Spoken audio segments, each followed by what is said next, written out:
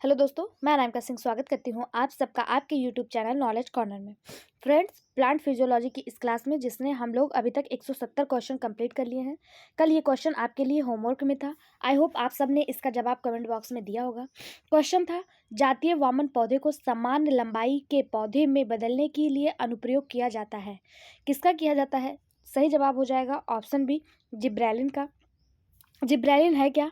तो ये एक प्लांट हार्मोन्स है और जो बौने पौधे होते हैं जैसे मक्का हो गया, मटर हो गया, इनकी कुछ प्रजातियों में जिब्रेलिन छिड़कने से पौधे विशेष रूप से लंबे हो जाते हैं, क्योंकि जो जिब्रेलिन होता है वो पौधे की लंबाई की वृद्धि के लिए रिस्पॉन्सिबल होता है। ठीक है, यानी कि जो डॉर्फ प्लांट होते हैं उनको जेनेटिकली बढ़ाने के लिए जिब्रेलिन का यूज किया जाता है। ऑप्शन बी इसका सही जवाब हो जाएगा। आज का क्लास हमारा यहाँ से स्टार्ट होता है। अगर आप चैनल पर नए हैं तो चैनल को सब्सक्राइब कर लीजिए और बेल आइकन पर क्लिक कर लीजिए, जिससे कोई भी क्लास आए तो आपको मिल जाए। हमारे इसी चैनल पे बॉटनी के साथ साथ जियोलॉजी के भी इंपॉर्टेंट क्वेश्चन डिस्कस कराए जा रहे हैं। साथ ही साथ उत्तर प्रदेश होमगार्ड की भी तैयारी हो रही है, आप लोग उन वीडियो से भी जुड़ सकते हैं। पहला क्वेश्चन, निम्नलिखित में से प्रकाश की कौन सी तरंग आयाम फाइटोसाइनिन द्वारा अवशोषित होती है? Which of the following wavelength of light is absorb by phytocyanin? 430, 600, 560, 610 या 660? सही जवाब ऑप्शन सी। प्रकाश की 610 नैनोमीटर तरंग आयाम फाइटोसाइनिन द्वारा अवशोषित होती है। ऑप्शन सी इसका सही जवाब हो जाएगा। Next question, C4 plants NO3 assimilation occurs in. C4 पौधे में NO3 का स्वांगीकरण होता है, किसके द्वारा होता है? पहला दिया बंडल सीड सेल, पहला ही बिल्कुल सही जवाब हो जाएगा। ऑप्शन ए, हैच व स्केल चक्र वाले पौधे जिसे C4 प्लांट कहा जाता है। इसमें कार्बन डाइऑक्साइड के स्थिरीकरण का प्रथम उत्पाद 4 कार्बन वाला पदार्थ है। ऑक्जेलो एसिटिक अम्ल होता है, इसलिए इन्हें C4 प्लांट कहा जाता है। इसमें NO3 का स्वांगीकरण जो है एसिमिलेशन जो है बंडल सीड सेल द्वारा होता है। ऑप्शन ए इसका सही जवाब हो जाएगा। अगला क्वेश्चन, वसा के बीटा ऑक्सीडाइड का उत्पाद क्या है? वसा के beta oxidation the product of beta oxidation of fat is, क्या है? ऑप्शन दिया carbon dioxide plus water, carbon dioxide plus alcohol, acetyl को एंजाइम ए या पायरुविक एसिड? सही जवाब हो जाएगा ऑप्शन सी, एसिटिल को एंजाइम ए। वसा का बीटा ऑक्सीकरण प्रोकैरियोटिक के सिस्टोल और यूकैरियोटिक के माइटोकॉन्ड्रिया में होता है। इसमें एसिटिल को एंजाइम ए उपस्थित होता है, अतः वसा के बीटा ऑक्सीकरण का उत्पाद एसिटिल को एंजाइम ए होता है। ऑप्शन सी इसका सही जवाब हो जाएगा। Next question, the main method of fatty acid oxidation in a cell is. Option Calvin cycle, PPP, beta oxidation या EMP? सही जवाब ऑप्शन सी, बीटा ऑक्सीडेशन। एक कोशिकीय में वसीय अम्ल के ऑक्सीकरण की मुख्य विधि बीटा ऑक्सीडेशन होता है, बीटा ऑक्सीकरण होता है। ऑप्शन सी इसका सही जवाब हो जाएगा। अगला क्वेश्चन, अंकुरित होते जौ के बीज में अल्फा एमाइलेज के डी नोवो संश्लेषण में प्रतिबंधित पादप हार्मोन्स है। ऑप्शन ऑक्सिन, जिब्रेलिन, इथाइलिन या साइटोकाइनिन? सही जवाब ऑप्शन बी, जिब्रेलिन। अंकुरित होते जौ के बीजों में अल्फा एमाइलेज के डी नोवो संश्लेषण में जिब्रेलिन प्रतिबंधित हार्मोन्स होता है। अनाज के दानों का भ्रूण मृदा से जल का अवशोषण करके कुछ मात्रा में जिब्रेलिन का संश्लेषण करते हैं, जो एल्यूरोन कणों में प्रसारित हो जाता है। एलुरोन कणों में अमीनो अम्ल एस्पारेजिन एवं ग्लूटामिन के रबड़ होते हैं, जो अन्न के दानों के बीजा आवरण के अंदर की ओर स्थित कोशिकाओं की एक परत में भरे होते हैं, जिससे शीघ्र ही प्रोटीलेज व अल्फा एमाइलेज के निर्माण को प्रोटीएज एंजाइम निष्क्रिय बीटा एमाइलेज को सक्रिय अवस्था में बदल देता है। ऑप्शन बी इसका सही जवाब हो जाएगा। अगला क्वेश्चन, परऑक्सीसोम संबंधित है। Peroxisome are associated with photosynthesis, respiration, photorespiration या फोटो फास्फोराइजेशन? सही जवाब हो जाएगा option C, photorespiration. Peroxisome प्रकाश श्वसन से संबंधित है। प्रकाश श्वसन की क्रिया हरित लवक यानी क्लोरोप्लास्ट, परऑक्सीसोम तथा माइटोकॉन्ड्रिया तीनों मिलकर करते हैं। ऑप्शन सी इसका सही जवाब हो जाएगा। अगला, Krebs cycle take place in. Krebs चक्र कहाँ होता है? ग्रेना, क्रिस्टी, माइटोकॉन्ड्रिया के मैट्रिक्स में या राइबोसोम में? सही जवाब ऑप्शन सी, माइटोकॉन्ड्रियल मैट्रिक्स में। क्रेब्स चक्र जिसकी खोज 1937 में माइटोकॉन्ड्रिया के मैट्रिक्स में हुई, इसकी खोज की किसने? तो क्रेब्स नाम के एक साइंटिस्ट थे, उन्होंने इसकी खोज की और इन्हीं के नाम पे इसका नाम क्रेब्स साइकिल पड़ गया। और ये होती कहाँ है? ये माइटोकॉन्ड्रिया के मैट्रिक्स में होती है। ऑप्शन सी इसका सही जवाब हो जाएगा। अगला क्वेश्चन, ऑक्सीजन के में ग्लूकोज एक अणु के ऑक्सीकरण के परिणाम स्वरूप बनता है। यानी ऑक्सीशोषण में ग्लूकोज के एक अणु के ऑक्सीकरण के परिणाम स्वरूप कितने एटीपी बनते हैं? सही जवाब हो जाएगा ऑप्शन डी 38 एटीपी। ऑक्सीशोषण में यानी कि एरोबिक रेस्पिरेशन में जब ग्लूकोज का ऑक्सीकरण होता है, ऑक्सीडाइजेशन होता है, तो उसके बाद 38 एटीपी बनते हैं। ऑप्शन डी इसका सही जवाब हो जाएगा, जिसमें 36 एटीपी अणुओं का शुद्ध लाभ होता है। ठीक है, ऑप्शन डी इसका सही जवाब हो जाएगा। बनते कितने हैं? 38 बनते हैं। यहाँ पे फार्मूला के माध्यम से आपको दिखाया गया है C6H12O6 जिसे ग्लूकोज कहा जाता है, ऑक्सीजन के साथ ऑक्सीकरण जब करता है तो 6 CO2 यानी कार्बन डाइऑक्साइड, 6 जल और 38 एटीपी ऊर्जा के रूप में निकलते हैं। अगला क्वेश्चन, निम्नलिखित में से कौन प्रकाश संश्लेषण में इलेक्ट्रॉन परिवहन से संबंधित है? सोडियम, पोटेशियम, आयरन या कोबाल्ट? इलेक्ट्रॉन परिवहन यानी इलेक्ट्रॉन ट्रांसपोर्ट में कौन कार्य करता है? सही जवाब हो जाएगा ऑप्शन सी आयरन। लोह प्रकाश संश्लेषण में इलेक्ट्रॉन ट्रांसपोर्ट से संबंधित है। साइटोक्रोम आयरन तत्व के परमाणु रखने वाले वर्णक हैं जो ऑक्सीशोषण करने वाले सभी कोशिकाओं में पाए जाते हैं। ऑप्शन सी इसका सही जवाब हो जाएगा। अगला क्वेश्चन, एक भारतीय कीट रोग विशेषज्ञ जिसने अपने शोध कार्यों से भारत का प्रतिष्ठा बढ़ाई, मतलब उनका क्या नाम है? जिन्होंने जो एक क्या है कीट रोग विशेषज्ञ हैं, यानी कि इंडियन रस्ट स्पेशलिस्ट हैं, इन्होंने अपने कार्यों से भारत की प्रतिष्ठा बढ़ाई थी, उनका क्या नाम है? सही जवाब ऑप्शन ए ही इसका सही जवाब है। केसी मेहता नामक भारतीय कीट रोग विशेषज्ञ ने अपने शोध कार्यों से भारत की प्रतिष्ठा बढ़ाई थी। ये भारत में गेहूं के काले कीट यानी ब्लैक रस्ट रोग के बार बार गेहूं के खेतों में फैलने संबंधित खोजों के लिए प्रसिद्ध है। ऑप्शन ए इसका सही जवाब हो जाएगा। अगला, leaf area index. Leaf area index is indicative of density, dominance, solubility या फिर फ्रीक्वेंसी? सही जवाब हो जाएगा इसका option A density. Leaf area index घनत्व का घोतक यानी कि इंडिकेटिव जो है वो घनत्व का होता है, यानी कि डेंसिटी का होता है। ऑप्शन ए इसका सही जवाब हो जाएगा। इसका फॉर्मूला इस तरह होता है, leaf area index equal to leaf area upon ground area, इसका फॉर्मूला होता है। अगला क्वेश्चन, सिस्टेडोक्लिक वातरंध हैप्लोक्लिक वातरंध से किस प्रकार भिन्न है? सिस्टेडोक्लिक स्टोमेटा जो है वो हैप्लोक्लिक स्टोमेटा से किस प्रकार से भिन्न है? Morphologically, ontogeny, both morphologically and ontogeny या नन? सही जवाब हो जाएगा ऑप्शन बी बोथ मार्फोलॉजिकली यानी आकार की और अंटोनोजेनी, दोनों प्रकार से ये भिन्न होते हैं। ऑप्शन सी इसका सही जवाब हो जाएगा। इसकी खोज की किसने?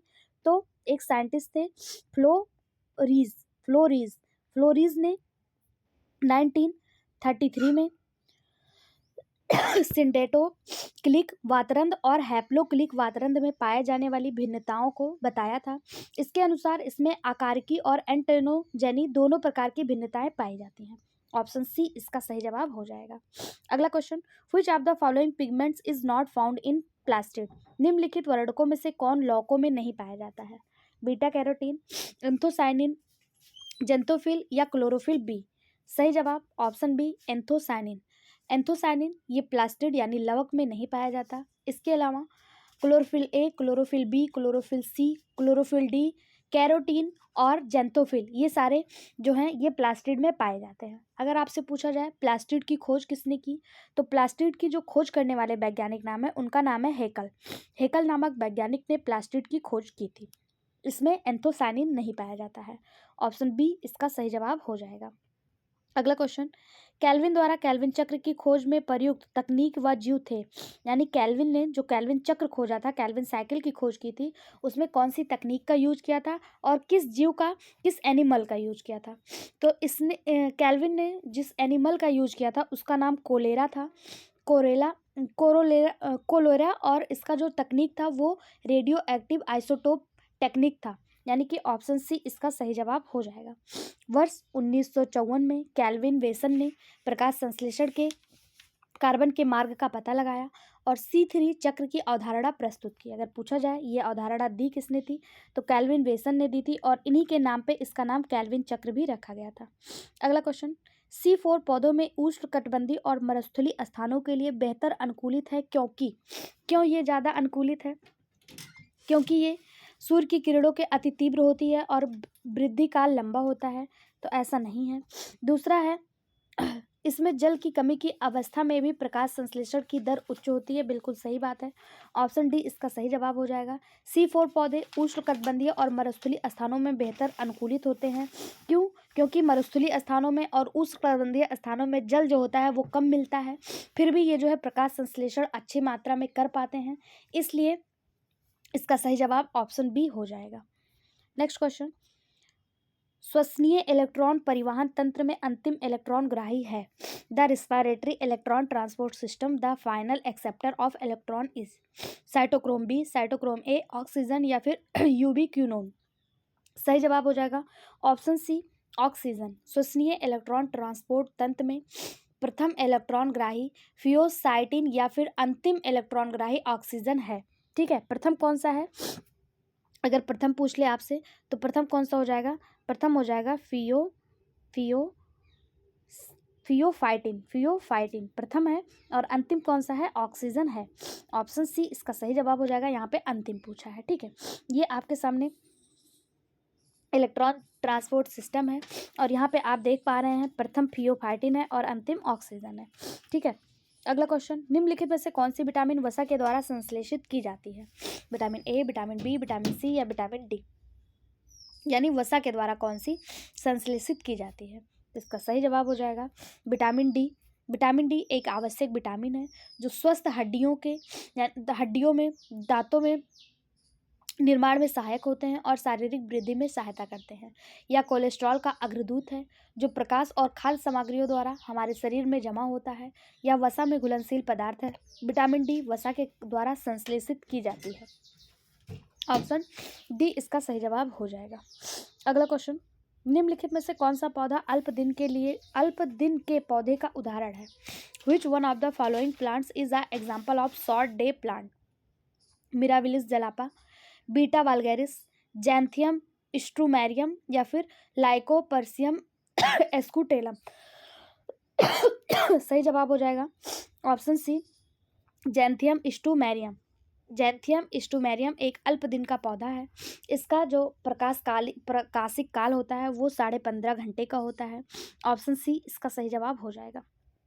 अगला क्वेश्चन, श्वसन श्रृंखला में साइटोक्रोम ऑक्सीडेज में इलेक्ट्रॉन प्रवाहन को किसके द्वारा अवरुद्ध किया जाता है? रेटिनॉन, साइनाइड, एमाइटल या फिर साइक्लोहेक्सामाइड। सही जवाब हो जाएगा option B, cyanide. Cytochrome oxidase श्वसन की श्रृंखला में इलेक्ट्रॉन प्रवाह को साइनाइड के प्रवाह द्वारा रोका जाता है। यह प्रक्रिया माइटोकॉन्ड्रिया में होती है जो इन दोनों के बीच मध्यस्थता का कार्य करती है। ऑप्शन बी इसका सही जवाब हो जाएगा। नेक्स्ट, दिन के समय नागफनी का QR क्या होता है? यानी कि ऑपुंशिया जो पौधा है उसका दिन के समय QR रेट क्या होता है? इसका हो जाएगा 0.00। ऑप्शन डी इसका सही जवाब हो जाएगा। नागफनी का श्वसन गुणांक यानी RQ 0 होता है, क्योंकि नागफनी जैसे जितने भी गूदेदार रसदार पौधे होते हैं इनमें कार्बोहाइड्रेट के अपूर्ण ऑक्सीकरण से कार्बन डाइऑक्साइड उत्पन्न नहीं होती है, बल्कि इसमें मैलिक एसिड उत्पन्न होती है। इसलिए इसमें जो है ऑक्सीजन का जो श्वसन गुणांक है वो 0 होता है। ऑप्शन डी इसका सही जवाब हो जाएगा। अगला, बोल्टिंग के लिए उत्तरदायी पादप हार्मोन्स कौन सा है? The plant hormones responsible for bolting is ethylene, cytokinin, gibberellin या एब्सिसिक एसिड। सही जवाब ऑप्शन सी, जिब्रेलिन। जिब्रेलिन पादप हार्मोन्स है जो बोल्टिंग के लिए उत्तरदायी होता है। इसे पर्व दीर्घन भी कहते हैं। इससे पत्तियों के आकार में वृद्धि होती है। इसे प्रीमेच्योर वृद्धि होती है। ठीक है, इससे क्या होती है? प्रीमेच्योर वृद्धि होती है। ऑप्शन सी इसका सही जवाब हो जाएगा। अगला, चक्रीय प्रकाश फास्फोरीकरण में फेरिडॉक्सिन इलेक्ट्रॉन को स्थानांतरित करता है। NADP, प्लास्टोक्विनिन, साइटोक्रोम B6F कॉम्प्लेक्स या प्लास्टोसाइनिन। किसको करता है? सही जवाब हो जाएगा ऑप्शन सी, चक्रीय प्रकाश संश्लेषण फास्फोरीकरण में फेरिडॉक्सिन इलेक्ट्रॉन को साइटोक्रोम B6F यौगिक पर स्थानांतरित करता है। फेरिडॉक्सिन से इलेक्ट्रॉन के साइटोक्रोम B6F पर आने से मुक्त ऊर्जा ATP में संचित होती है। ऑप्शन सी इसका सही जवाब हो जाएगा। अगला question, primary and secondary growth are inhibited by, प्राथमिक और द्वितीयक वृद्धि अवरुद्ध होता है ऑक्सिन द्वारा, जिब्रेलिन द्वारा, एब्सिसिक एसिड द्वारा या साइटोकाइनिन द्वारा। तो सही जवाब हो जाएगा जो वृद्धि अवरुद्ध यानी वृद्धि इनहिबिटेड हार्मोन्स है उसे एब्सिसिक एसिड, कहीं कहीं ABA लिखा रहता है, इसके रूप में जाना जाता है। ऑप्शन सी इसका सही जवाब हो जाएगा। यह एक वृद्धि अवरोधक हार्मोन्स होता है। इसका कार्य पत्तियों एवं फूलों के खुलने व बंद होने की प्रक्रिया का नियंत्रण करना, पतझड़ की क्रिया को प्रोत्साहित करना तथा पौधे की वृद्धि दर को कम करना है। पौधे की प्राथमिक और द्वितीयक वृद्धि एब्सिसिक अम्ल द्वारा अवरुद्ध होती है। ऑप्शन सी इसका सही जवाब हो जाएगा। अगला, इंटरफेसिकुलम कैम्बियम का निर्माण प्रेरित होता है। इंटरफेसिकुलर कैम्बियम का निर्माण किससे प्रेरित होता है?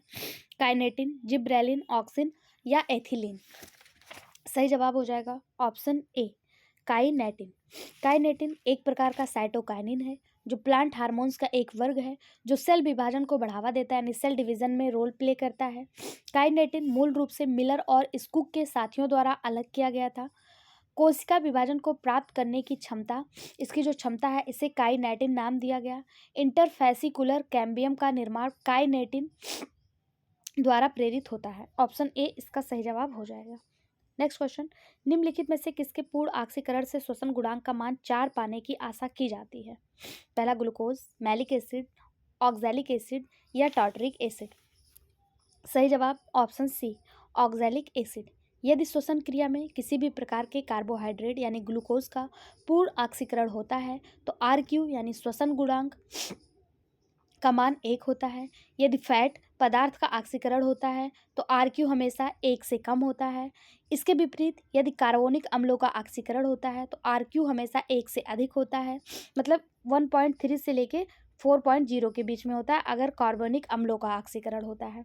ठीक है, अगर ऑक्सैलिक अम्ल का ऑक्सीकरण होगा तो श्वसन गुणांक 4 पाने की आशा होगी। क्यों? क्योंकि यह कार्बनिक अम्ल है। ठीक है, ऑक्सैलिक अम्ल, इसलिए ऑप्शन सी इसका सही जवाब हो जाएगा। अगला क्वेश्चन, ऑक्सीकरण फास्फोराइलेशन प्रक्रम संपन्न होता है। The process of oxidative phosphorylation take place in mitochondria, chloroplast, ribosome या वैक्यूल्स। सही जवाब option A, mitochondria. Oxidative phosphorylation प्रक्रम जो है, प्रोसेस जो है, ये माइटोकॉन्ड्रिया में संपन्न होता है।